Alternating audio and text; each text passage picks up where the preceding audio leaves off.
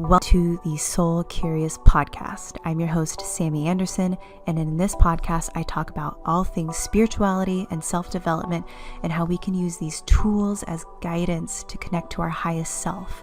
My goal is to connect with others who share their talents with the world and who are unapologetically themselves. Tune in every Tuesday and Thursday to hear these conversations and quench your curiosity.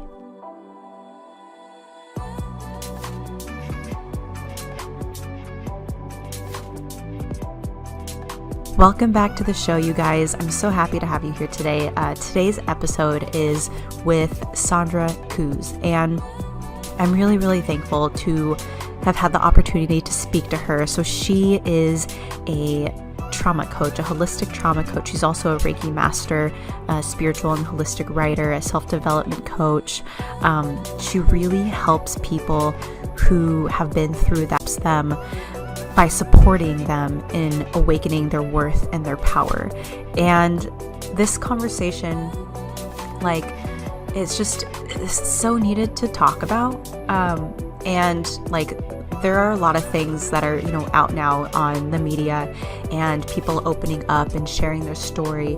And, one way for this is coming together as a community and really talking about it. And that's one thing that we touch on is how in the current and in the past, when we have loved ones, or maybe a child has been assaulted or has experienced some sort of trauma, and the parent or the loved ones or the friends kind of felt that guilt and that shame, and it wasn't really talked about, and so they kind of held it in for so long.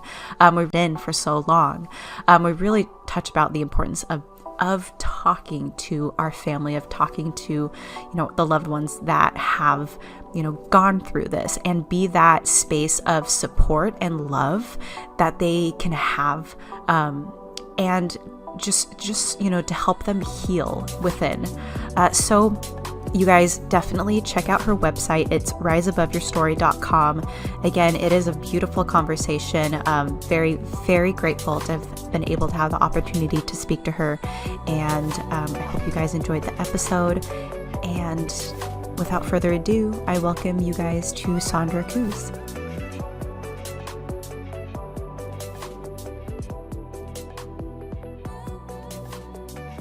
I love them so much. I'm a podcast fanatic. I have listened to so many different podcasts. Yeah. I used to have my own radio show on News for the Soul Radio for just a few months, once a month, and I was stressing myself out so much each and every time. I was like, that's not for me. Yeah. Interviews is one thing, that's fun, but having my own show, I was a bundle of stress. I was like, no, I don't need that. Yeah. Yeah, I know. One thing that I've had to remind myself is to have fun with it. Yeah, I think I'm too much of a perfectionist to really have fun with it. Sandra, can you tell a little bit about yourself? Well, my name is Sandra. I'm originally from Germany and moved to Canada 15 years ago. I'm a Reiki master and teacher. I'm an aspiring author working on my first book. I'm a spiritual development coach, and I'm a holistic trauma coach. Mm-hmm. Yeah, that's awesome. How long have you been, or how did you get into being a holistic trauma coach and diving into being a Reiki master and spirituality? Well, it's been, I would say, quite a journey to get here. I think it's part of what I'm supposed to do. Yeah. If that makes any sense. Yeah. I'm a sexual assault victim. Mm-hmm. I was molested as a child, sexually assaulted twice in my teens, and raped in my early adulthood. Mm-hmm. And I didn't have any support system. So really healing was entirely up to me. Mm-hmm. And yeah, it was quite challenging. I remember about 2 years after I was raped, I went to see a psychologist because I was in a place where I said, this is not me. I was so down, depressed, and I didn't see the light at the end of the tunnel. And I was like, I don't want to be like this. This is not who I am. So I went to see So I went to see a psychologist, and he listened to me, to my story, for about an hour. And then he said, "You're probably already worked through all this. What am I supposed to do?" Wow. Psychologist, yes. Wow. To say I was devastated is an Yeah. understatement. But I had a few friends there, and one of them was very spiritual. And one day, he was standing in front of me, his hands on his hips, looking at me, like matter-of-factly saying, "Get a quartz crystal already." I was supposed to know what it means. So, yeah, so I got a quartz crystal and did what he asked. He suggested I take it to bed with me at night and hold it and meditate, even though I knew what meditation really was. But I just held it in my hand and fell asleep with it. And lo and behold, 3 months later, I felt like a different person. Yeah. That was the beginning of my healing journey and my introduction. Yeah. After that, I was hooked. Yeah. So, literally, I wanted to know more and explore what crystal healing really means, because I experienced it firsthand, so I know it works. Pretty amazing. And so when I came to Canada, I got introduced to Reiki and spirituality, because here people are more open than they used to be in Germany. And yeah, so I studied Reiki, and it was a feeling as if I had come home after a long journey. So I'm a Reiki master for 9 years now. Yeah. Wow. That's a long time. And That's amazing. yes, I really love it. I love energy. I love talking about energy. I love the transformations my clients go through when they work with me. It's just seeing the changes. It's so amazing. Yeah. So, and this is also my healing journey. So because the more I used Reiki and spirituality, the more I healed my emotional blockages. And at some point, I realized that I was holding myself hostage. Like, I didn't allow myself to heal. I was afraid that if I healed and to the person I used to be, that everything would just happen again. One of my issues was that after I was raped, I gained weight simply to protect myself. I really made myself invisible. I stopped taking care of myself, stopped going out, stopped using makeup, and people stopped seeing me. And that was just fine back then, but at some point it wasn't enough anymore.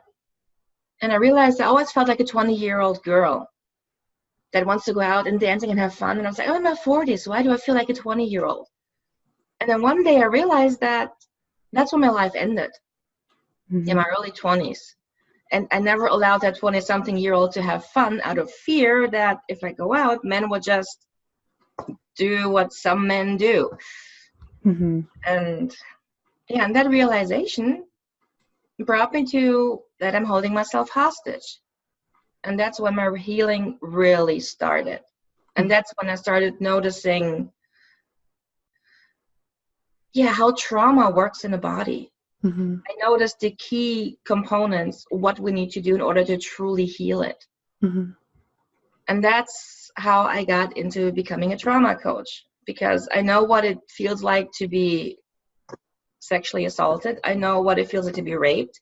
I know what it feels like to hold on to it, but I also know what it feels like to let it go. How liberating it is to just let it go and saying, I don't need this anymore. Wow. Thank you for sharing that.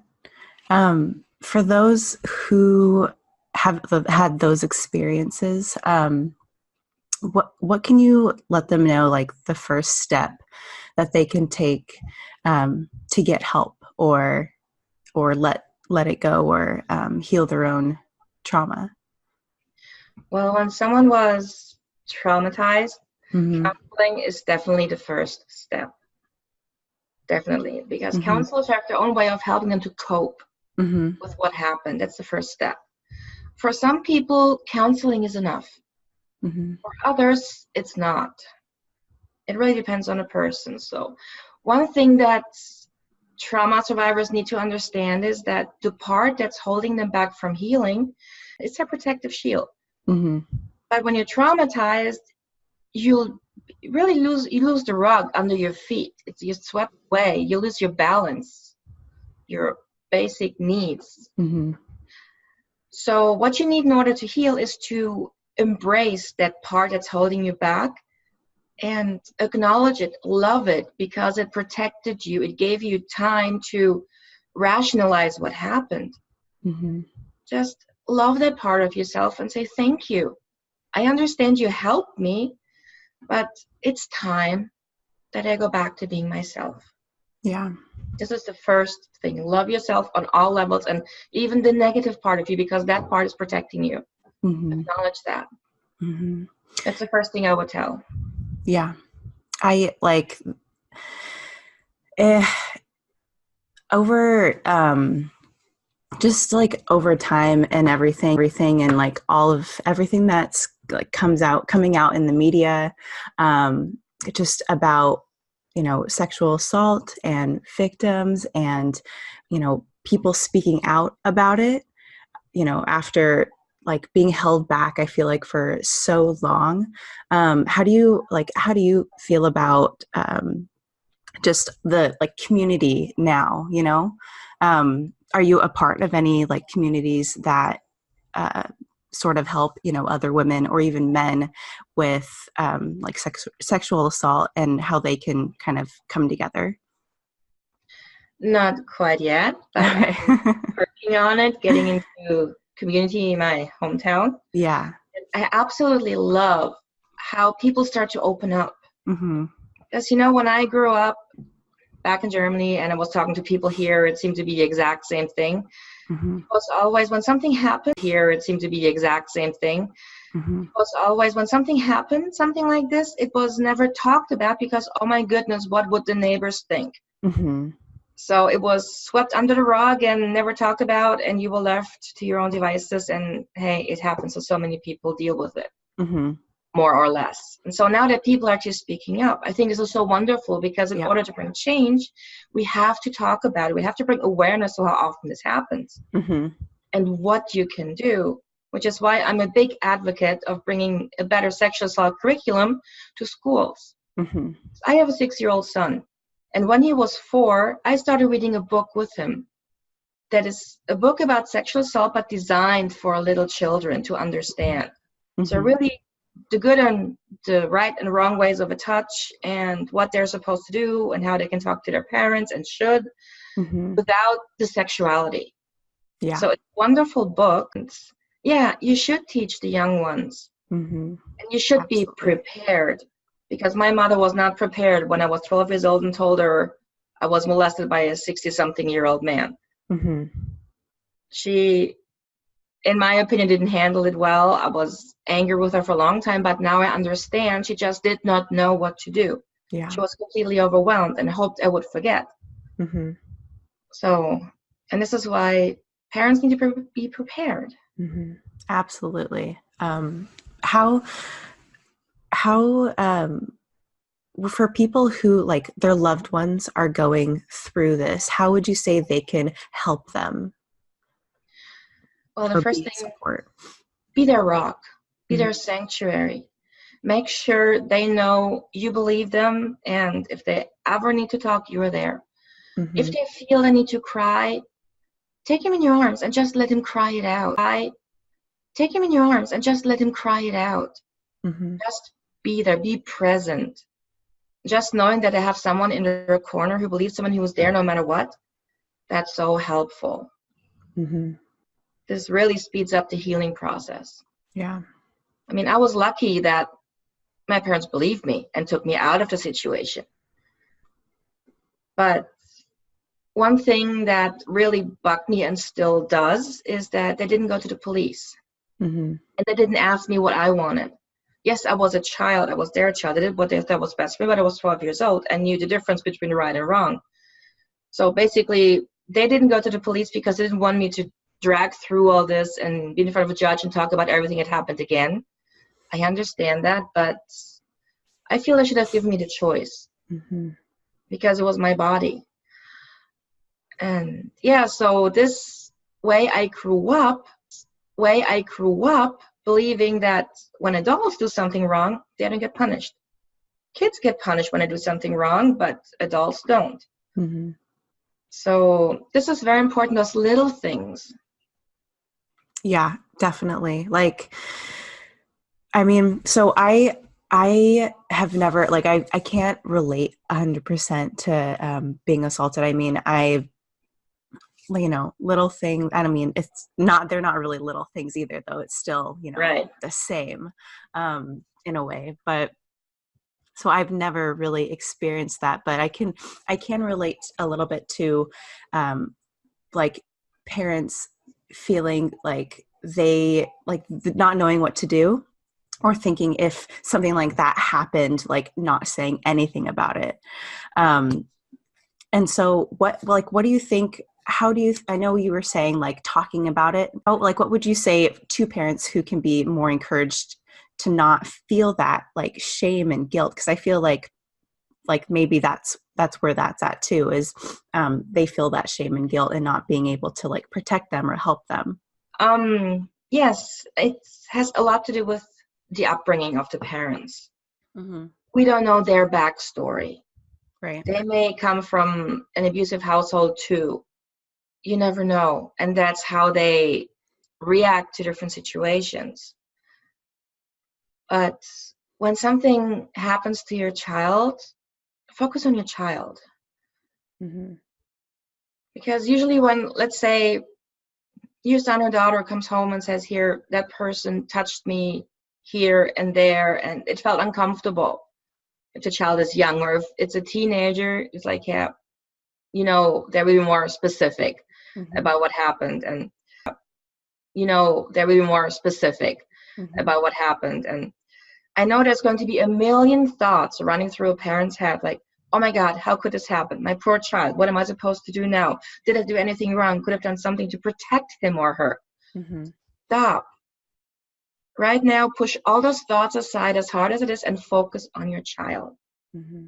Because right now, your child is reaching out for help. Your child is completely confused, has no idea what really happened, what that means, Mm-hmm.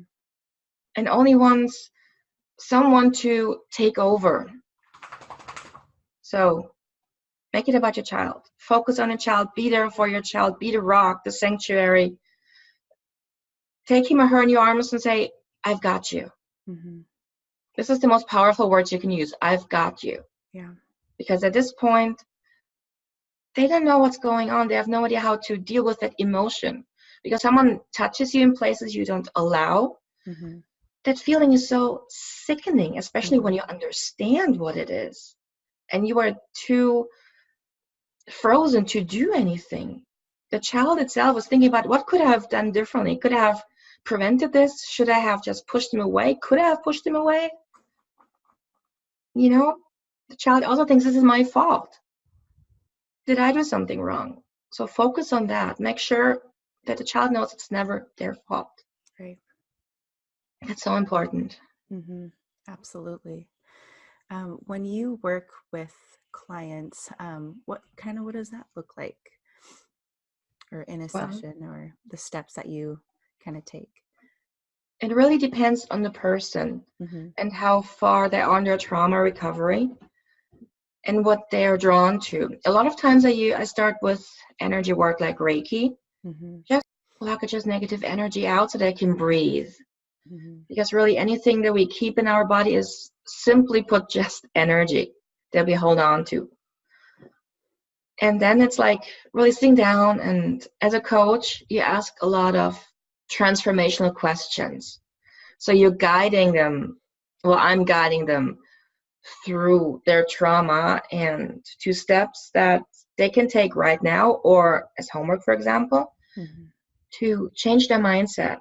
Because really the trauma itself is not what really hurts us. It's everything that happened after, how we were treated, how we perceived ourselves, the help we got, and how we changed the way we look at ourselves from that moment. That is what hurts us, emotions.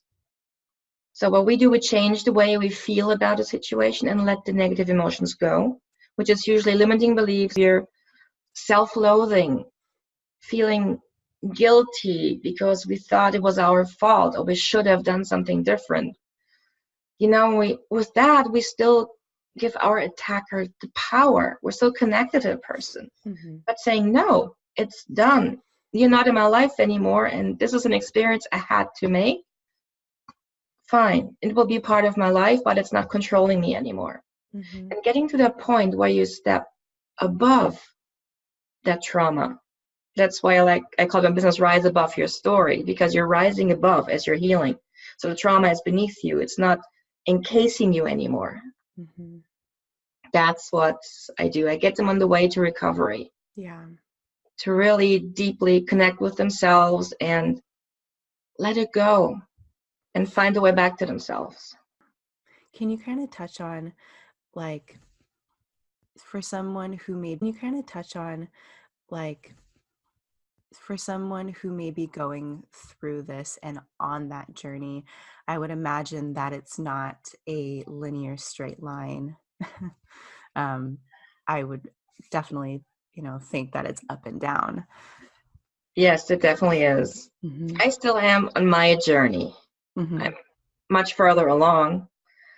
I mean, you can probably tell because for me it's easy to talk about my past because it doesn't hurt me anymore. I have no emotions attached to it anymore. Mm-hmm. I healed all that. I accepted it for what it is, and so I let it go. Mm-hmm. But yes, it is really a journey. Usually when I start working with a client, we talk about what happened, like the immediate emotions that come up. And usually I get to hear horrible stories. When it comes to trauma, the way we perceive it is similar. It doesn't matter where the trauma comes from. So the healing is similar no matter what kind of trauma it was. And Mm-hmm. here we start with conversation, and I give them a safe space because most of my clients for the first time really talk about it.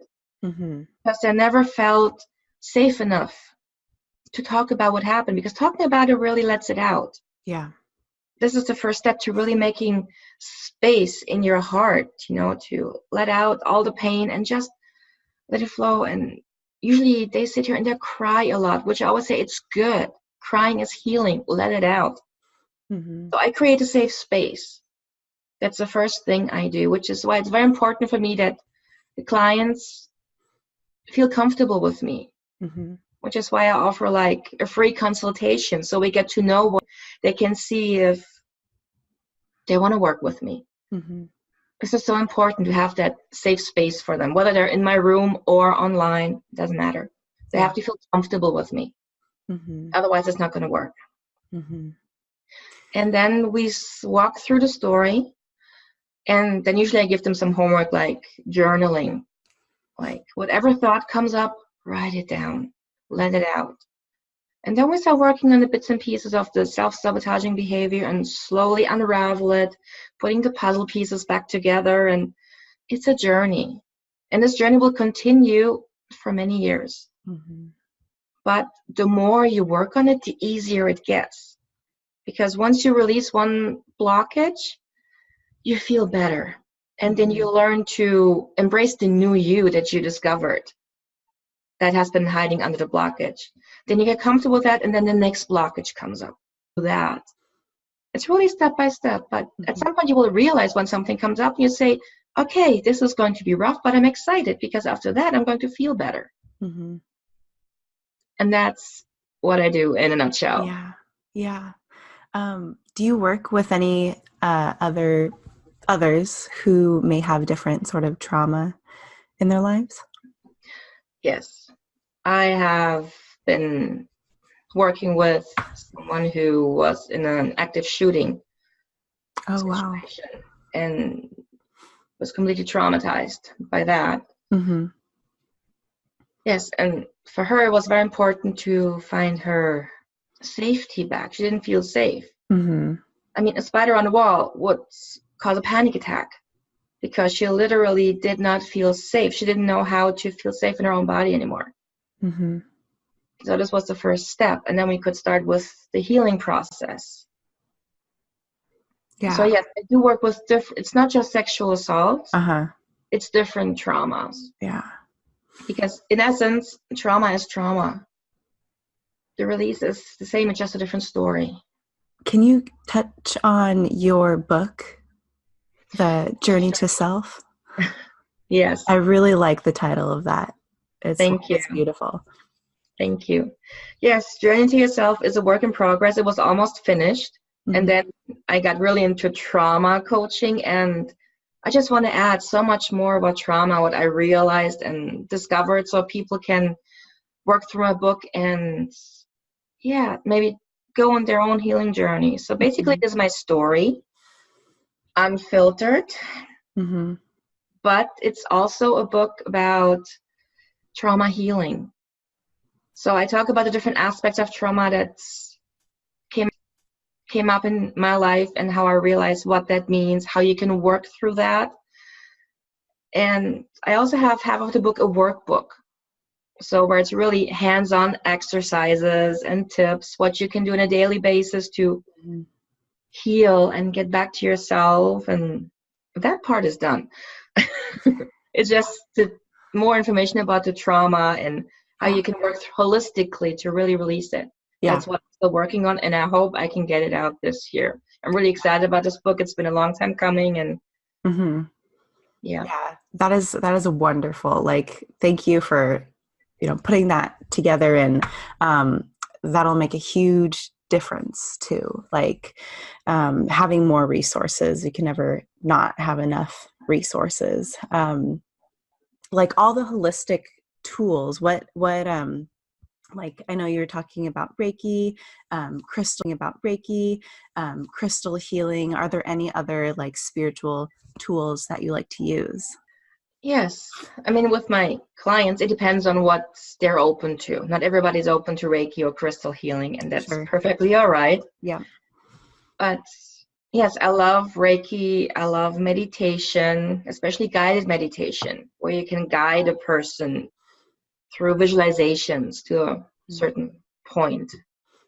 And I am working with angels and spirit guides, also through Reiki, crystals, of course, and I like EFT, so emotional freedom tapping technique.